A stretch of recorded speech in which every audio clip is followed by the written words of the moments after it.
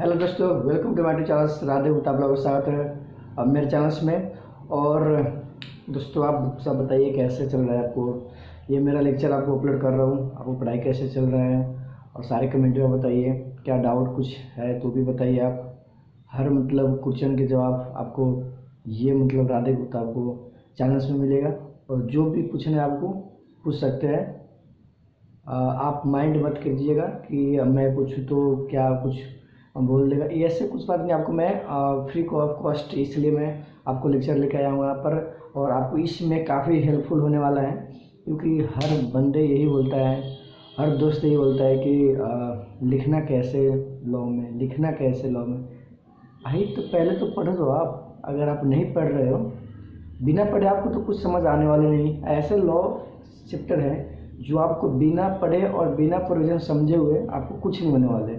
इसलिए मैं आप जब भी पढ़ाता हूँ आपको, तो मैं एग्जाम्पल इसलिए पहले आपको समझाता हूँ कि ताकि प्रोविजन खुद समझ आए। अगर मैं प्रोविजन बस समझाते रहो तो आप कुछ नहीं समझ पाओगे लॉ में। बिजनेस लॉ एक ऐसे आप सोचे हो प्रैक्टिकली चीज़ है जो हम सब अभी थ्योरी में पढ़ रहे हैं। और ये कैसे कैसे आपको आप लोग को कानून सिखाया जाता है, ये सबको आपको इसमें देखने को मिलते हैं। तो इसलिए आपको मैं अब लेक्चर नंबर 22 लेकर आया हूँ। और लेक्चर नंबर 22 में आपको जहाँ से मैंने आपको छोड़ रखा था वहाँ से इस लेक्चर में आपको शुरुआत रहेगा वहीं से। और ये भी चैप्टर अंत में ख़त्म होगा, तो आपको इसके इम्पोर्टेंट क्वेश्चन भी आपको इसमें मैं रख दूँगा। तो ये टॉपिक पूरा ऑल ओवर ख़त्म होने के बाद ही रखूँगा, ताकि बीच में आपको ऐसे कोई सेशन में डाउट आए तो डाउट पहले क्लियर करना पड़ता है, उसके बाद ही इम्पोर्टेंट क्वेश्चन के तरफ जाना पड़ता है। तो दोस्तों, आपसे बताइए कैसे ये सेल ऑफ गुड्स एक्ट के फर्स्ट लेक्चर में काफ़ी रिस्पॉन्स आया अच्छे। और क्योंकि मैंने भी ये इससे पहले जब इम्पोर्टेंट क्वेश्चन डाले थे वहाँ पर मेरे को बहुत अच्छे रिस्पॉन्स आए वहाँ से, कि आपने जो बताया और जो पढ़ा रखे वो बहुत अच्छे से समझ आ रहा है। क्योंकि एग्जाम्पल ही आपको बहुत ज़्यादा मैटर करता है।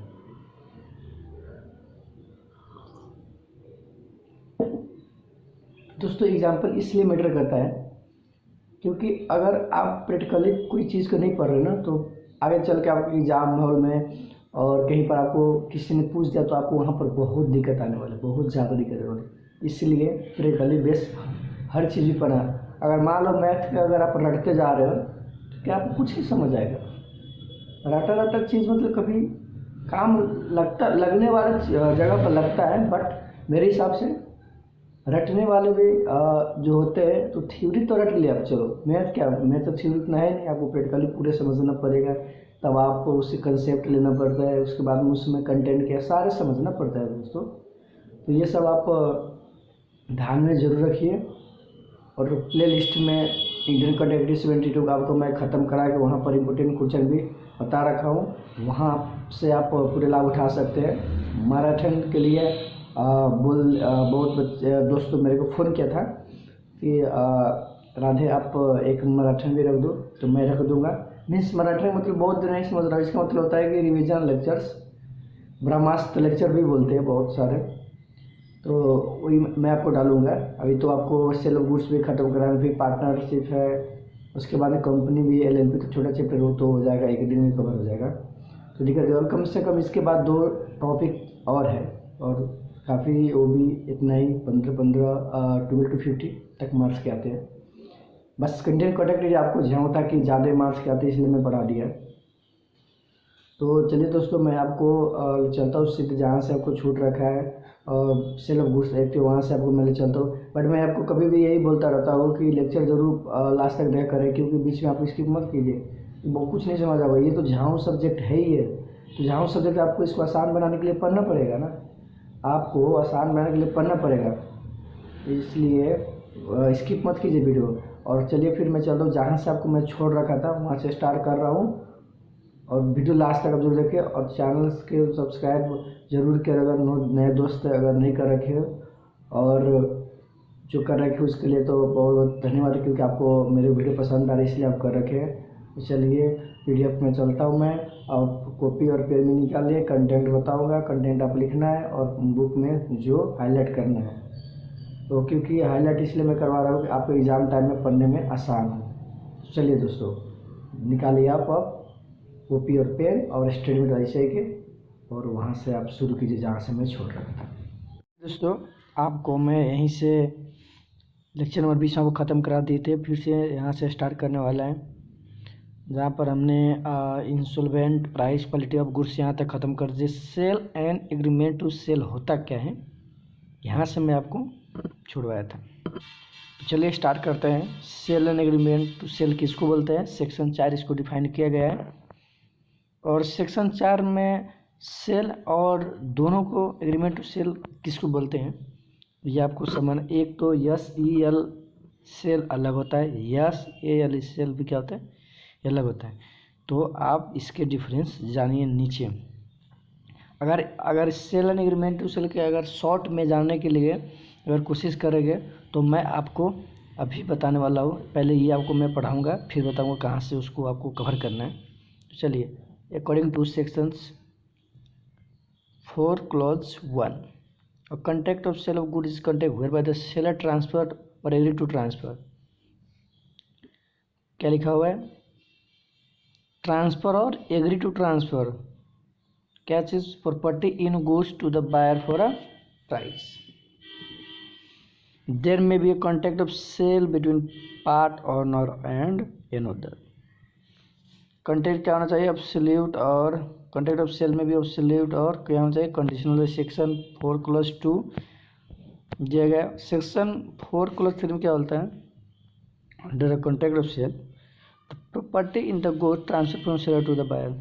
ये तो आपको पता ही है कि कभी भी प्रॉपर्टी ट्रांसफ़र होता है तो क्या होता है? Seller to the buyer. Seller to the buyer क्या होता है दोस्तों? Seller to the contract. आगे देखिए, the contract is called sale, जिसको हम क्या बोलते हैं? सेल बोलते हैं। बट अब देखिए, when the transfer of property in the good is to take place at future time or subject to some condition full, it is called agreement to sell. अब आप यहाँ पर समझ रखे होंगे, अब यहाँ पर आप क्या कर रखे हो? समझ रखे होंगे। आप दोनों का डिफरेंस सेक्शन 4 क्लॉज 3 में क्लियरली आपको डिफाइन कर दिया है, और वहाँ से आपको पूरी तरह से समझ आ चुके होंगे।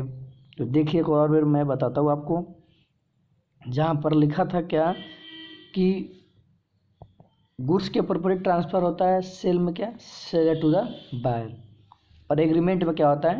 एग्रीमेंट टू सेल में क्या होता है कि वो जो गुड्स होता है वो क्या होता है? फ्यूचर टाइम्स, मीन्स आने वाले समय, मतलब आपको मैं क्या करूँगा? ट्रांसफ़र करूँगा। वो कंडीशन जिस टाइम में फुलफिल होगा उसको हम क्या बोलते हैं? एग्रीमेंट। मतलब एग्रीमेंट करते हैं, सेल के लिए क्या करते हैं? एग्रीमेंट। ये जाहिर सी बात है, अगर किसी चीज़ का एग्रीमेंट करते हैं फ्यूचर के लिए खास कर एग्रीमेंट किया जाता है, तो एग्रीमेंट टू सेल्स आपको यही, और सेल्स में डिफरेंस आपको एक समझ बहुत अच्छे से आ गया। सेक्शन 4 क्लॉज 4 में देखिए क्या कहते हैं। सेक्शन 4 क्लॉज 4 देखिए क्या कहते हैं? An agreement to sell become a sales when the time elapsed or condition are fulfilled subject to which the property is to be transfer। ये जो आप ऊपर वाली बात देख रहे थे, सेम वही बात है। आपको नीचे एनालिसिस दिया है, आपको थोड़ा शॉर्ट में समझाया गया है। ऐसा ही होता है शॉर्ट में का, तो आपको जब ऊपर समझ रखे होगे तो दिक्कत नहीं है। चलिए एग्जाम्पल आप देखिए। पहले आपको पहले क्या देखना है? एग्जाम्पल। एग्जाम्पल क्या कहना चाह रही हो पहले सुनिए आप, और ध्यान से समझना। एग्जाम्पल आपको ध्यान से समझना है। हर लेक्चर में बोलता हूँ एग्जाम्पल ध्यान से समझो, प्रोविज़न रटना पड़ेगा।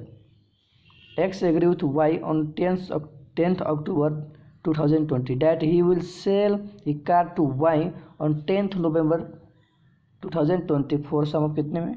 3 लाख। उसने एग्री हुआ कितने के? 10 अक्टूबर के। उसने क्या बोला कि मैं बेचूंगा कब? 10 नवंबर को। कितने में? 3 lakh. It is agreement to sell. वाह, सिंपल सा बात है यार। एग्रीमेंट टू सेल्स आपको पता ही है। सेल्स, ये जो फर्स्ट आप टॉपिक पढ़ रहे हो ना, टॉपिक यूनिट्स जो है, formation of the contract of sale, काफ़ी ऐसे कुछ इसमें हार्ड नहीं कि आपको समझ ही नहीं है। जो अगले आने वाले हैं वहाँ पर आपको थोड़ा लेवल बढ़ेगा मॉडरेट की तरफ, फिर थोड़ा लास्ट में हार्ड के तरफ। मीन्स हार्ड नहीं यार, जब हूँ आपको एक्सपीरियंस इतना अच्छा एक्सपीरियंस आपको बताने वाला हूँ एग्जाम्पल के द्वारा कि आप हर चैप्टर के सोल्यूशन आप खुद ही निकाल सकते हो। तो आइए अब when agreement to sell become sales में आपको क्या क्या पॉइंट्स है आपको देखना है। पहले देखिए पर भी क्या लिखा हुआ है। An agreement to sales become sales when the time elapse और कंडीशन पुलिस सब्जेक्ट वही जो ऊपर के बाद रहेगा तो ये आपको नीचे समझाया। तो को एग्जिस्ट किसी किसी को देखिए करते हैं। देयर मस्ट टू पार्टीज होना चाहिए। फर्स्ट नंबर पॉइंट है आप देख सकते हैं। There must be two parties the seller and the buyer and the two must be different persons. A person can not be both the seller and the buyer ये sale goods. देखिए क्या बोला है फर्स्ट नंबर पॉइंट। अब ध्यान से सुनिए first number point में ही बोला है कि आपको दो पार्टी होना जरूरी है, एक तो नहीं होगा। और इसमें बोला है कि same party seller or buyer नहीं हो सकते, सेम पार्टी सेलर बायर नहीं हो सकते। इसका मतलब दो पार्टी होना चाहिए, एक सेलर होगा एक बायर होगा। दूसरे पॉइंट सब्जेक्ट मतलब contract must be necessary good covering only movable property. और क्या होना चाहिए मूवेबल प्रॉपर्टी होना चाहिए। आप मूवेबल प्रॉपर्टी पर अंडरलाइन कीजिए, मूवेबल प्रॉपर्टी पर अंडरलाइन कीजिए। इट में be either existing goods on और पोजेस बाय द सेलर और फ्यूचर गुड्स। ओके नीचे आइए price in money should be paid और प्रोमिस अंडरलाइन कीजिए। Third price in money should be paid और प्रोमिस इसको अंडरलाइन कीजिए। But there is nothing to the prevent the consideration for being partly in money and partly. क्या वाला price क्या है price in money should be paid और promise. और fourth number देखिए a transfer of property in goods from seller to the buyer must take place underline कीजिए इसको भी। जो मैं अंडरलाइन कर रहा हूँ बस वहाँ तक बस लिखना है, उसके आगे जरूरी नहीं है लिखने के लिए, पढ़ना बस पढ़ सकते हैं। The contract of sale is made by an offer to buy or sells goods for price one party and the acceptance of such offer by the other. Fifth number पर ये भी लिखा हुआ है और कॉन्ट्रैक्ट ऑफ सेल में भी absolute और कंडीशनल चाहिए अंडरलाइन कीजिए। ये आपको जो 6 पॉइंट दे रखा है ये 6 पॉइंट के जितने से अंडरलाइन किया बस उतना ही लिख देना है पेपर में, फुल के फुल मार्क मिलेगा आपको। 6 नंबर पॉइंट में ये all other essential elements of valid content must be present in the contract of sale. सारे के सारे एलिमेंट्स क्या होना चाहिए वैलिड होना चाहिए। यस लिखा है free concept of party complete by legality object और कंसीडरेशन यूटीसी। तो ये दोस्तों फाइनली मैं आपको sale and agreement to sales section 4 आपको मैं ख़त्म करा दिया। और नीचे चार्ट जैसे आपको दे रखा है आपको यहाँ से भी आप सही समझ सकते हैं। और आपको मैं ऊपर जो पढ़ाया था वो नीचे भी दे रखा है, अगर नहीं एक बार पढ़ना, अगर कोई डाउट होगा तो पूछ लेना, क्योंकि खास उतना इसमें है नहीं इसलिए मैं आपको ऊपर ही समझा दिए। अगर इसमें कोई डाउट नहीं देख सकते एग्जीक्यूटिव होता है एग्रीमेंट टू सेल एग्जीक्यूटिव होता है liability of party subsequent loss or destruction of the goods liability the liability of party है। बर्डन ऑफ रिस्क की ये होता है बायर बायर रिस्क लेना पड़ता है, उसको क्या होता है बर्डन सेलर पर होता है। नेचर ऑफ राइट एक्सेल की जैसे रेम परसू नेम दे रखा है, ये सब आपको है, खास उतना कुछ है ही नहीं। आइए आपको दिखाते हैं नीचे अब और पढ़ा जाऊंगा सही तरीके से। सेल एंड हायर परचेज किसको बोलते हैं, सेल एंड हायर परचेज किसको बोलते हैं ये आप समझिए। अब सेल एंड हायर परचेज किसको बोलते हैं, आइए दोस्तों नीचे आइए आप नीचे सेल एंड हायर परचेज के डिफरेंस चार्ट के द्वारा आप पढ़िए मज़ेदार से। और काफ़ी डाउट आपको क्लियर करना है हर टॉपिक हर यूनिट हर क्वेश्चंस में। तो देखिए पहले basic time of passing property. Time of passing property देख सकते हैं property in the goods is transfer to the buyer immediately the time of the contract. कब कब ट्रांसफर होता है, property in the goods transfer to the buyer in seller to buyer immediately at the time of the contract. Okay hire purchase property in goods passes to the hirer upon payment of the last installment. ये कब transfer होता है, payment of the last installment के time में होता है। Position of the party देखिए, position देखिए पार्टी की पोजीशन। तो position of the buyer is that of the owner of the good. क्या होता है गुड्स के ओनर कौन होता है, बायर होता है। गुड्स के ओनर क्या होता है बायर, किस में, सेल्स में। और हायर परचेज में देखिए position of the hirer is that of a bailee till the pay the last installment. देखिए आप बेलर और बेली सुन रखे होंगे, बेलर और बेली जो जैसे सेलर और बायर हैं, जैसे जो सेल करता है वो सेलर, जो खरीदता है तो बायर। तो मीन्स बेलर वो होता है कि जैसे आपको कोई सामान दे रहे हैं रखने के लिए, समझो बेलमेंट नहीं बोलते, जैसे आप समझ जाओ कैसे आपको मैं समझाऊँ। अगर आप कभी मम्मी मामा घर चल जाती है तो आपको किसी पड़ोस के घर में छोड़ देता है, किसी के पड़ोस के घर में क्या करता है छोड़ देता है, बोलता है कि मैं जब तक ना हो तो इसको यहाँ से नहीं जाने देना कहीं पर। तो इसका मतलब क्या है, अब बेलर कौन हुआ, आपकी मम्मी, जो रखा गया बेली, तो ये आप हुआ, उससे समझ लो आप। The position of the hirer is that of the bailee paid the last instalment. Okay, termination of the contract, the buyer can not termination the contract is bound to pay the price of the good or is hirer कर देखिए if so like terminate the contract by return the goods it owner without any liability of the pay. बिल्कुल इसमें कोई आपको without पहले ही बोल दिया ना कि इसमें कोई ऑनर है ना कोई क्या है, ऑनर पोजीशन तो है बस ऑनर नहीं है। रिक्स देखिए रिक्स बर्डन ऑफ रिक्स of insolvency of the buyer, the seller takes the रिक्स of any loss resulting from the insolvency of the buyer. अगर कुछ भी लॉस हो रहा है तो कौन बियर करेगा, बायर। सेल्स में हायर परचेज में तो ऑनर टेक्स नो सच रिक्स for if the hirer fail to pay an instalment the owner has right to take back the goods. Okay कोई बात नहीं। ट्रांसफर ऑफ टाइटल है ये, द ट्रांसफर ऑफ टाइटल क्या लिखा, the buyer can pass a good title of bonafide purchase from him और इसमें the hirer can not pass any title of bonafide purchase. Okay देखिए आपको सेल एंड हायर परचेज में बस ये छोटा छोटा जो पॉइंट है इतना लिख दोगे तो बहुत काफ़ी। इस बार पूछे थे ये रीसेल, देखिए resale the buyer in sale can resale, the buyer in sale can resale the goods, यहाँ पर देख सकते हैं the hirer purchase can not resale अनसेल he is paid all the instalment. इसमें रीसेल हो जाते हैं बट हायर परचेज में नहीं होता है क्योंकि इंस्टॉलमेंट की वजह से। Sale and bailment, sale and bailment देखिए जो आपको ऊपर में बेलर बेलिक बताए थे वो पॉइंट आपको नीचे देखने को मिल गया। Sale and bailment, sale and bailment किसको कहते हैं ये देखिए आप देख सकते हैं। डिफरेंस बिटवीन ट्रांसफर प्रॉपर्टी ये तो आपको पता है, ये सारे में एक ही सेल में आ रहा है तो transfer from seller to the buyer property उस ट्रांसफर किया जाता है सेलर टू बायर। बेलमेंट में बेलर टू द बेली लिखा होगा आप देख सकते हैं। There is only transfer of position of goods from the bailor to the bailee. इसमें प्रॉपर्टी ट्रांसफर होती है, पोजीशन ट्रांसफर होता है। मेन पॉइंट आपको ये याद करना जरूरी है। बेलमेंट में क्या होता है, पोजीशन होता है। सेल में क्या होता है, प्रॉपर्टी ट्रांसफर होता है गुड्स के।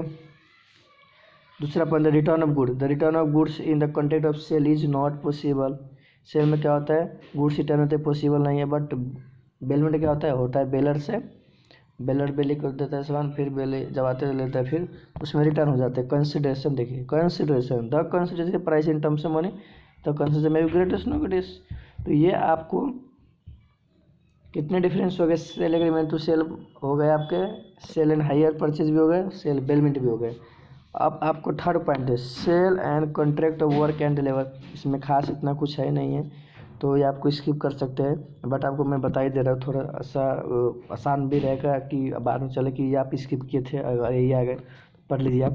Contract of sale of good is one which some goods are sold are to be sold for price but where no goods are sold and there is only doing rendering of some work of labour then the contract is only work and labour not sale good.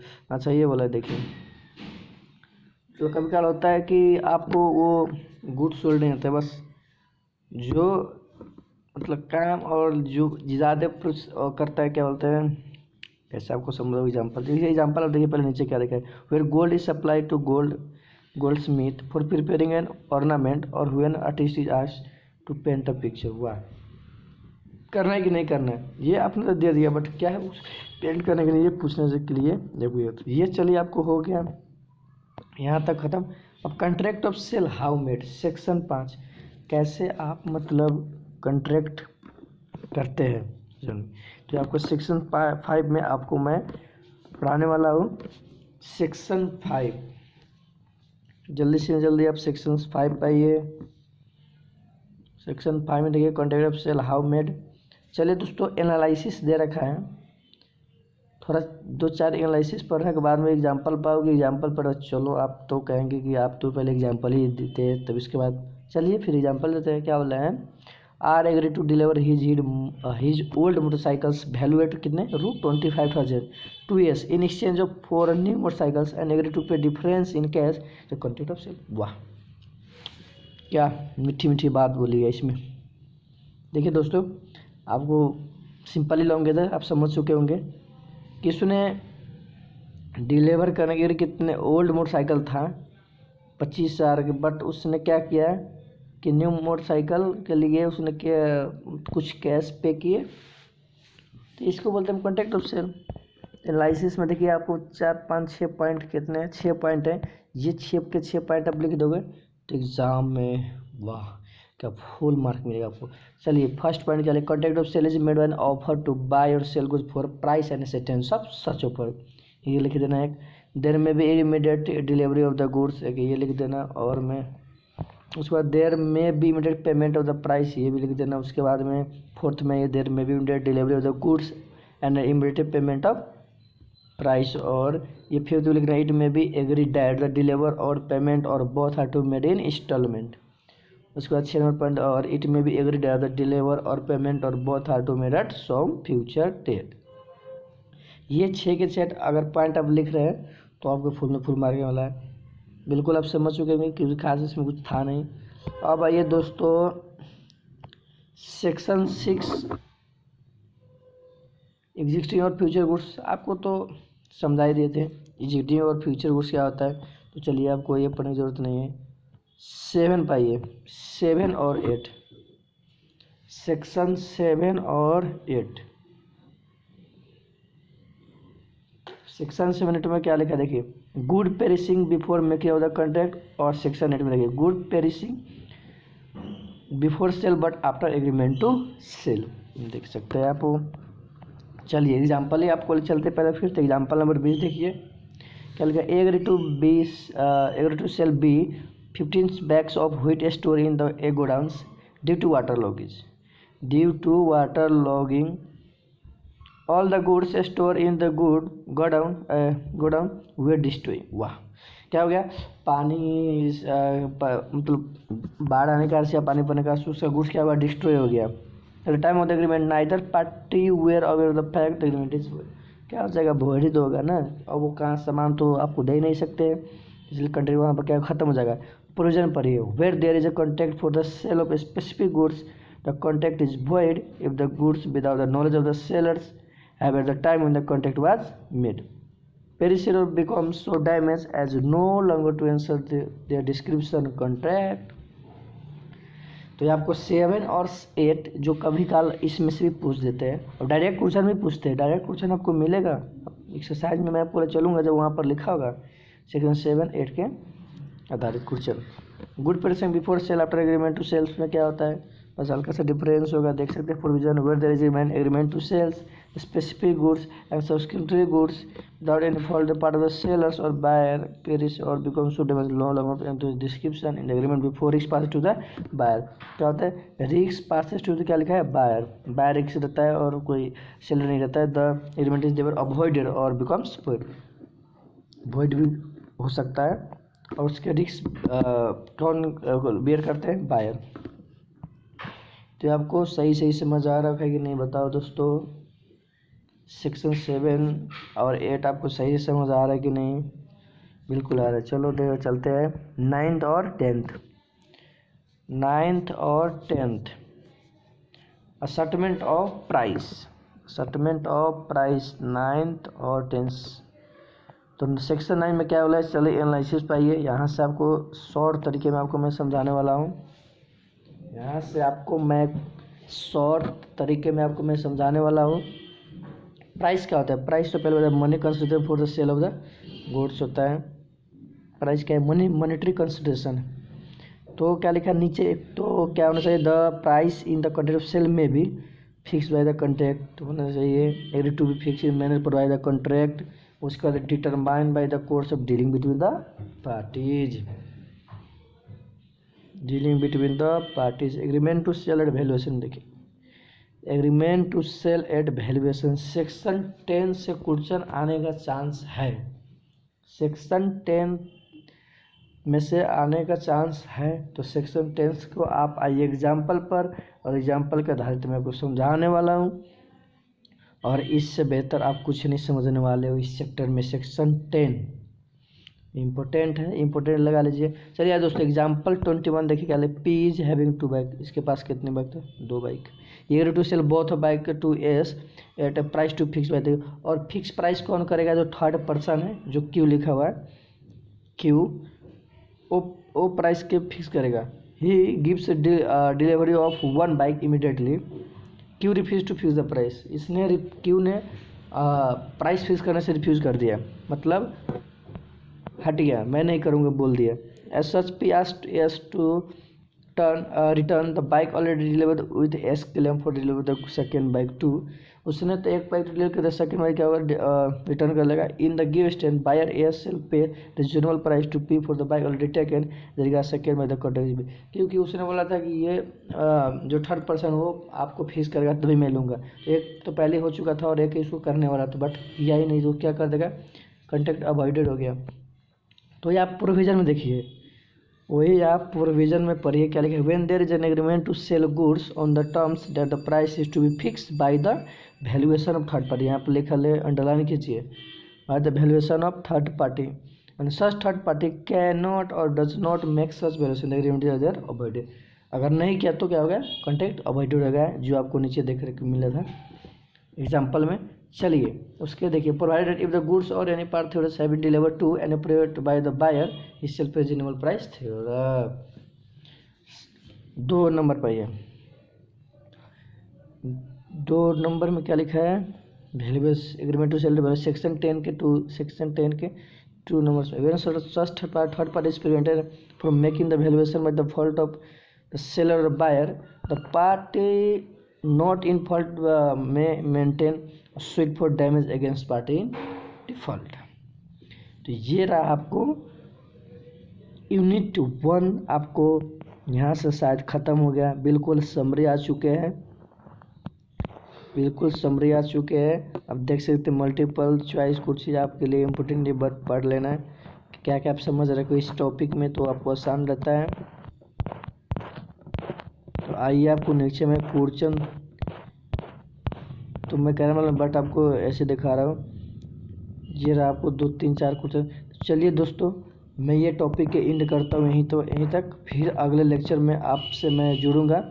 जब तक के लिए मैं यहाँ से विदा होता हूँ। Ta ta bye bye.